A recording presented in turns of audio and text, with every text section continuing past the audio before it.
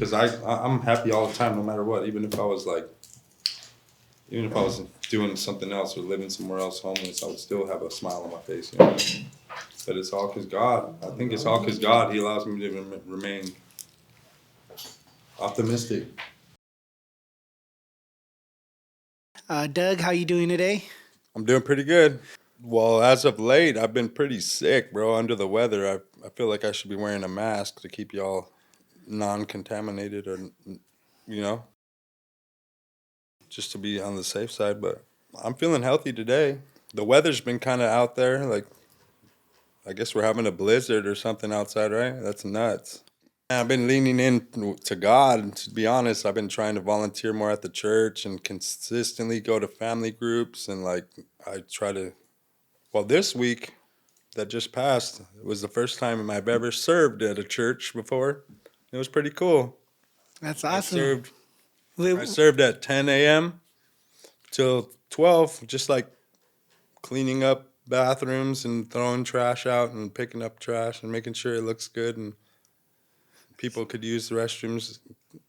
Have you been running into maybe some cravings, some like temptations? What's up? Dude, I've been like super lazy like since I've been applying myself and going to like family groups most of the nights, and I go home, I'm all burnt out, and like there's like problems where I stay, so I like can't go to sleep on a regular schedule. So I've been like that thought about using drugs or getting high would definitely come into play quite a bit. And since I haven't been wanting to use, more and more people and more opportunities are coming, and more like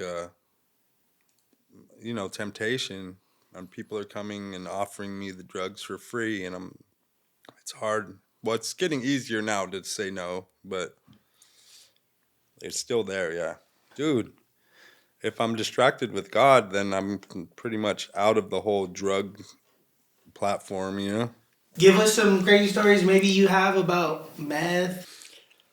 Hmm. Well, the good meth story I could tell you is one that I briefly talked about earlier. I remember I was homeless at the time, and I was kind of like far out on the whole meth side of the world. I was kind of like using every day, and like kind of like my body kind of was getting used to having it and needing it in a way. And a few days had passed without using, so I was kind of jonesing or fiending for it. And I remember it was like in the afternoon, probably like 4 or 5, almost sunset. And at the homeless camp I was at, we were at the riverbed at the time and near like a freeway overpass. And I remember there was helicopters, like a helicopter circling around. And I didn't really pay it much mind. I just see the helicopter going like down and I could hear the sirens and everything. And then not maybe like 5 minutes later, there's a white, like a beat up like minivan trying to break through the gate right where we were living, right? And it crashes through the gate, and then it's some dude that I know, like a friend of a friend. And he's asking for another, well, like one of the guys who lives at the homeless camp, and no one's coming out, and I'm the only guy outside, so I'm like, I go to his man, like, what's up, bro? Like, what's going on? He said, oh, do you know so and so? I'm like, yeah. And then he just like threw something out of the van window, out of the car, and I see it flying, and I catch it. I caught it, bro. I was like, yeah. And I looked at it, and it was $100 bill, man. Oh dang. But inside of it was like a big old rock, like a clavo, big old piece of dope. And he just said, "Oh, shoot that to homie, right?" So I go up the hill, like where homie was living at, and I go inside of his tent, and instead of him going out inside and seeing what all the commotion was, like who was crashing through the gate and burning rubber and all that kind of thing, he was just like fishing in his arms, bro, like with a needle, just like Yeah. trying to find his veins. But then he was like, I just told him like, "Hey, bro, your was down there, and he gave me this to give to you." And he was all happy, and he just broke a big old piece off and gave it to me. And I was like, "Oh, dude, cool." Because then I had like, it's as good as having money or food. Like I was back, like not fiending. I had the product, So I just ended up selling some of it and eating and like smoking and just partying, you know, like I was back Yeah. back out of the gut, like out of like the bottom, back feeling better, back getting recycling, hustling, and like started the ball rolling again, you know. Yeah. But That's a crazy story. it Yeah. was kind of nuts though. Yeah, and the guy just drove away, and the helicopter shined the light back on him, and the cop cars started catching him up, and I think he went to jail that time. But Dang. You have any stories on the mushrooms?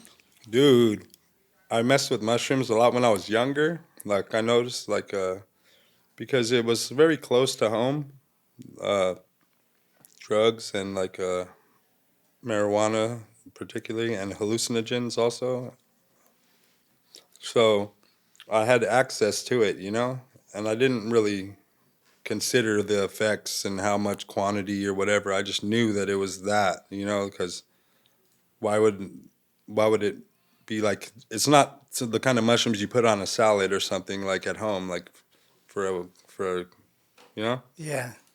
It was like legit, you know, and I swiped it from wherever it was, and I took a couple of them just to see how I felt. And I was probably like 15 at the time, maybe 14, 15 years old.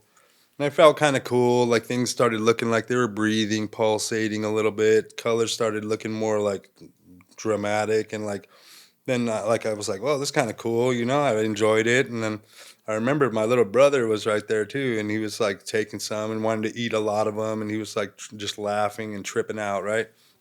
But me being the older brother trying to like protect him from getting too high, I like took him and I like wanted to take him, eat him quick before he could eat him. But then I realized very soon, like after I took like two or three more, things just started looking like they were dripping like wax, and I just started feeling hot and like dizzy, and like started feeling like nauseous, and I just like whoa, started feeling like I was drunk, kind of, or like in a delirium, you know. It's like I don't know, like I started feeling weird. So then we took off, me and my brother. We went on our bikes, and it was like windy outside, and we were tripping. And we went to like the elementary school we went to, and we hopped the fence, and we were like tripping out. And like a couple other friends joined us, and we finished the whole bag at the inside of the elementary school. And it was nighttime by then, and we were like laughing and having fun and running in the grass and everything. But then all of a sudden, like I got separated from everyone, and like I started feeling sick. So I just like laid down for a little bit on the ground. And when I opened my eyes back up, it looked foggy outside, right? Kind of like the fog rolled in. It was getting nighttime and everything. But the trees looked like they were like people or something. They looked like creatures or some type of like big old like gnome or something that was like reaching down trying to get me. Like, and I couldn't hop the fence. I was like so terrified like that if I would get on the fence, the trees would be able to touch me and get me. So I had to stay in the school. And I stayed inside the school all the way till 5 or 6 in the morning till the sun came up, bro. Till the janitors came and unlocked the gate, and then I just went out the gate, just frying, bro. I get home, my parents are all pissed, like, "Where were you? What are you doing?" And then the person who I took the mushrooms from was super mad because they costed quite a bit of money, and like the whole bag was gone, and I was like the only person that had access to that area of the yeah. So I was like frying for that whole day. I was like late to school, and I remember it was like on a Thursday or something, or like on a Wednesday. So I knew I had to go to school in the morning that next day, and I was like tripped out, and it was like just totally like mind like it made me age like 20 years probably, or like stress out so much, you know, like in my head. Like in reality it wasn't that stressful, but like physically, but mentally it was like, oh, like draining, bro. Then I still had to go to school, and I had to play it off as if I wasn't high. And I was frying in school, like trying to look at the homework or look at the classwork, and it's like all like the like multiplication tables are all like melting, and like it was weird, bro. Like it was hard to cope with reality and fantasy or illusion, you know, delusions. Yeah. So you said you Nuts, were bro. 15 at the time? Yeah, probably like 14, actually 15 Yeah. maybe. Yeah. So I you're think I was in like the using, seventh grade or eighth grade. yeah, and I know. So you're using at a young age. I might have been 13 even, bro, to be honest. Sheesh. My Yeah. brother was like 11 or 12. I could just tell you from firsthand experience that it's like some rabbit hole you don't want to go down. Like it makes you feel not the same.